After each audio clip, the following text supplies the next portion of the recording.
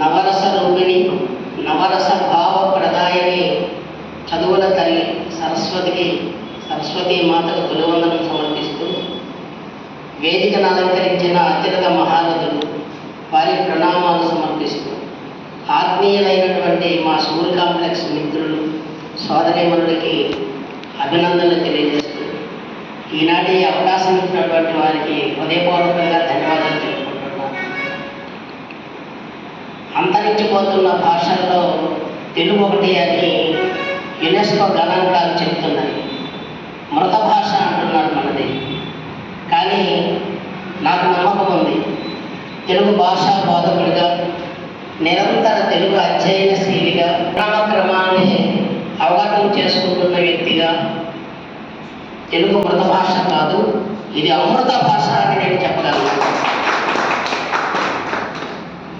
Government వాళ్ళు తెలుగు సజీవమే, అందులో ఎలాంటి సందేహం లేదు. నా వరకు తెలుగు భాష సేవ చేశాను అన్నంత గొప్పగా చెప్పుకోను, కానీ 80 కథలు వివిధ వారపత్రికల్లో ప్రచురించబడ్డాయి. ఈనాడులో అంతర్యామి అనే ఒక శీర్షిక వస్తుంటుంది, ప్రతిరోజు ఒక వ్యాసం. ఆ అంతర్యామిలో దాదాపు ఒక 50 వ్యాసాలు ప్రచురించబడ్డాయి. ఈ నెలలోనే అంటే డిసెంబర్ జనవరిలోనే 3 వ్యాసాలు వచ్చాయి ఈనాడులో. సాక్షిలో జ్యోతిర్మయం అనే శీర్షిక ఉంటుంది. సాక్షిలో 100కు పైగా వ్యాసాలు ఉన్నాయి, అందులో అవి ప్రచురించబడినవే. ఇది తెలుగు భాష సేవ అని నేను అన్ను. కానీ నా వరకు ఉపాధ్యాయుడు అంటేనే అధ్యయనం అంటే నేర్చుకోవడం, అంటే సమీపంగా నేర్చుకోవడానికి సమీపంగా ఉండాలి. మనం ఉద్యోగం వచ్చినంత మాత్రాన అక్కడితో మన చదువు కృష్ణ కాదు. ఖచ్చితంగా నిరంతరం మనం అధ్యయనం చేస్తూనే ఉండాలి. నన్నయ్య దగ్గర నుండి నేటి వరకు ఉన్న సాహిత్యాన్ని, అందులో వచ్చే భిన్న మార్పులని మనం గమనించాలి. పురాణ కాలం, ప్రబంధ కాలం అవి దాటిపోయి ఆధునిక కాలానికి వచ్చినప్పుడు కందుకూరి వీరేశలింగం గారితో ప్రారంభమైన ఆధునిక కాలం అనేక మంది రచయితలు, కథకులు, నవలాకారులు తెలుగు భాషను సుసంపన్నం చేశారు. మనం పేర్లు చదివితే చాలదు, వాళ్ళు రాసిన పుస్తకాలైనా సరే తెలుగు భాషా బోధకుడిగా మనం చదవాల్సిందే. వాళ్ళు ఏం చెప్పారు మనకంటే ముందర? ఒక రచయిత ఒక పుస్తకం రాశాడంటే తన జీవితంలో అనుభవించిన అనుభవాలన్నిటినీ రంగరించి తన ముందు కాలం వారి రచనలను కూడా విశ్లేషించి వాళ్ళు చెప్పిన కొత్త విషయాలు చెప్పడానికి ప్రయత్నం చేస్తారు. కాబట్టి నిరంతర అధ్యయనం అనేది భాషా బోధకుల ప్రథమ లక్ష్యం. విద్యార్థులుగా మనం ఉన్నాము, ఇప్పుడు విద్యార్థులను తయారు చేస్తున్నాం. ఉపాధ్యాయుడు అంటేనే నిరంతర విద్యార్థి. నేను నా భాషా బోధనతో చాలా ఆనందంగా చెప్పగలను. 500 మంది విద్యార్థులతో రామా ఫౌండేషన్ అనే సంస్థ సాలూరులో దిగ్విజయంగా నడుస్తుంది. అందులో ఉండే వాళ్ళందరూ విద్యార్థులే. 30 సంవత్సరాల కాలం నా సర్వీసు.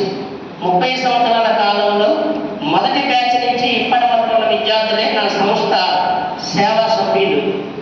100 మందిని చంపితే శతద్రువంశ యోధుడు కాలభైరవుడు అన్నాడు సినిమాలో. 100 మందిని బతికిస్తే, 1000 మందిని బతికిస్తే నా 500 మంది విద్యార్థులతో 5000 రక్తదానాలు పూర్తి చేశాను. తెలుగు భాషా బోధకులుగా నాకు ఇది అత్యంత ఆనందం. టీవీలో నా ఉపన్యాసాలు, వార్తాపత్రికలో నా గురించిన సమాచారాలు ఇవేమీ నాకు గర్వం కాదు. నా విద్యార్థి బాగుపడినప్పుడే నాకు గర్వం.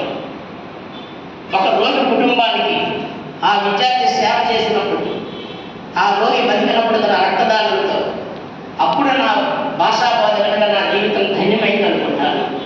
ఈ రోజుకి 5000 రక్తదానాలంటే ఆనందమే. ఉపాధ్యాయుడు ఏమైనా చేయగలడు, ముఖ్యంగా తెలుగు ఉపాధ్యాయుడు ఏమైనా చేయగలడు. మిగతా సబ్జెక్ట్స్ కంటే మన బోధన, మన జోకర్షన్ కాదు, మన మేకర్షన్. విద్యార్థులను ఖచ్చితంగా తీర్చిదిద్దగలిగే అద్భుత నైపుణ్యం ఒక్క తెలుగు భాషలోనే ఉందని నేను నమ్ముతాను. ఎందుకంటే 3 సబ్జెక్టులు ఉపాధి కోసమే ఉంటాయి. Science, social, maths. ఏ జాబ్ వస్తుంది అనేది ఉంటుందండి. సాహిత్యం, తెలుగు, ఇంగ్లీషు, హిందీ సాహిత్యం వాడు హృదయ పరివర్తన కోసం ఉపయోగిస్తాయి ఆ 3 సబ్జెక్టులు.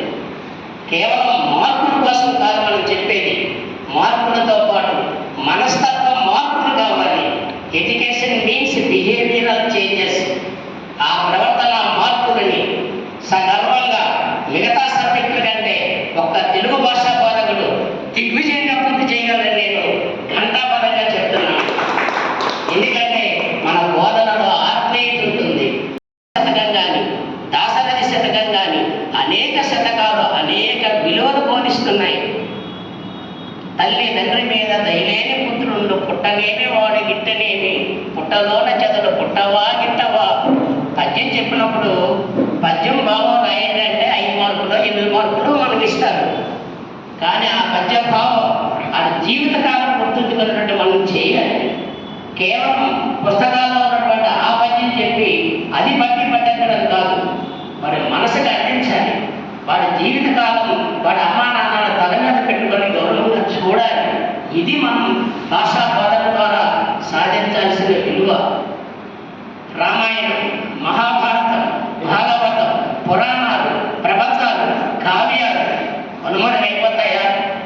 కనుమరులు అవ్వకుండా ఈ పాశ్చాత్య వ్యామోహ పరంపర ప్రవాహంలో కొట్టుకుపోకుండా మన వాడిని ఆపగలిగే శక్తి, మన వాణిని వినిపించగలిగే శక్తి మన అందరికీ ఇవ్వాలని ఆ జగజ్జనని సరస్వతి మాతను కోరుకుంటాను.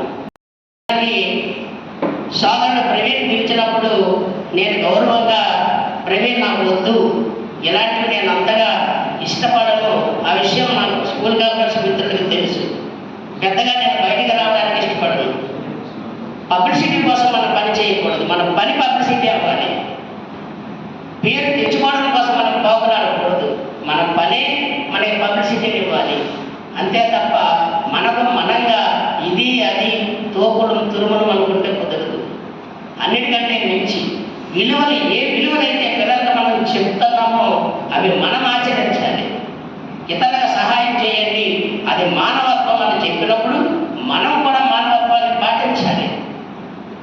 బిల్లు బెల్లు టైంకి వస్తారు, టైంకి వెళ్ళిపోతారు, ఇది సామాన్యుడు అనుకునే మాట. కానీ ఆ బెల్లకి బిల్లుకి మధ్యన మన మస్తిష్కం మదనపడి మనం అందించే ప్రతి మాట ఆర్ద్రతలో తడిసి మాధుర్యంగా గుండెలో నుంచి ఆప్యాయంగా వచ్చి వాడి మనసును తాకాలి. అప్పుడు ఆ విద్యార్థి మంచి పౌరుడవుతాడు. ఊరక ముక్కును పట్టుకొని చెప్పేస్తే మంచి పౌరుడు అవుతాడు. కాబట్టి దశలు దిశలు ఉపాధ్యాయులు సూచిస్తాడు అంటే మనం ఆ లక్షణాలని గురువు పుచ్చుకోవాలి. మొదట గురువు అంటేనే అజ్ఞానం అనే అంధకారాన్ని పోగొట్టేవాడు అనేటప్పుడు మనం కూడా మనలో ఉన్న అజ్ఞానాన్ని పోగొట్టుకోవాలి. మనం చెప్పే మాటకు కట్టుబడి ఉంటేనే మన బోధన అంతగా ప్రభావితం అవుతాడు విద్యార్థి. మన మాట తీరు ద్వారా అతన్ని మన వైపు తిప్పుకొని ఒక మంచి సమాజాన్ని నిర్మించే క్రమంలో ఆ అబ్బాయిని వాళ్ళ సమాజానికి వాళ్ళ కుటుంబాన్ని కూడా కనుకొచ్చే విధంగా తీర్చిదిద్దగలిగే బృహత్తరమైన బాధ్యత భాషా బోధకుల పైన ఉంది. ఇది మీ మిత్రులందరూ కూడా దీన్ని అంగీకరిస్తూ మరి కాస్త ముందు కాలంలో ఇంకాస్త మనం అభివృద్ధి చెందుదాం. నేను వచ్చేటప్పుడు ఇది చూడలేదు, ఇది ఏంటిది అని అడిగాను. ఒకప్పుడు బాగుండేదన్న, ఇప్పుడు తెలుగు దర్బారైంది.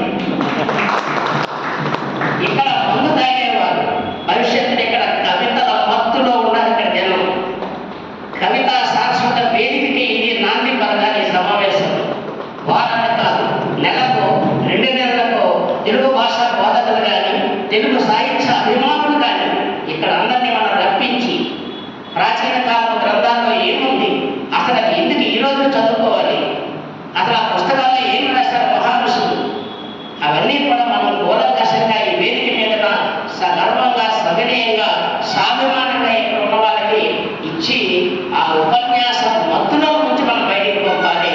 అప్పుడు ఇది వారు కాదు, దర్బారు వనితాపూర్తిగా నిలబడాలని కోరుకుంటూ మీ అందరికీ ధన్యవాదాలు తెలియజేస్తున్నాను. అలాగే rotary club of cooperative tigers